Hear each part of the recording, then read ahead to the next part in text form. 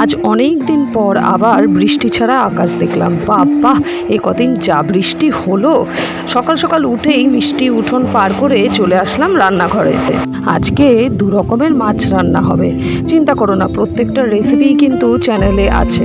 সকাল সকাল উঠে কাজ করতে করতে কোথা দিয়ে যে এই 2-3 ঘন্টা পেরিয়ে যায় যেন ভাবাই যায় না।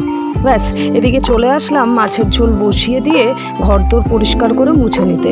তোমরা যারা আমার ব্লগ দেখো তোমরা তো জানোই আমার একটু পিটপিটানি আছে। মাছের ঝোলটা যা হয়েছে না, রেসিপিটা কিন্তু একবার দেখে নিও। চলো এবার স্নান ধান করে বেরোবো। আজকে কলেজে একটা বড় পরীক্ষা আছে। যাওয়ার সময় বাচ্চাটিকে দেখে নিজের ছোটবেলা মনে পড়ে গেল। এক্সাম ডিউটি মানে 1 কাপ বরাদ্দ চা খেয়ে তারপরে চলে আসলাম ক্যান্টিনে। ক্যান্টিনেও আজকে ভালো খাবার ছিল, পরোটা সাথে চিলি এগ। এরপর সন্তুবাবুর অফিসে মিটিং ছিল, সেখান থেকে ফেরার পথে জমিয়ে খাওয়া দাওয়া করে বাড়ি। সাবস্ক্রাইব।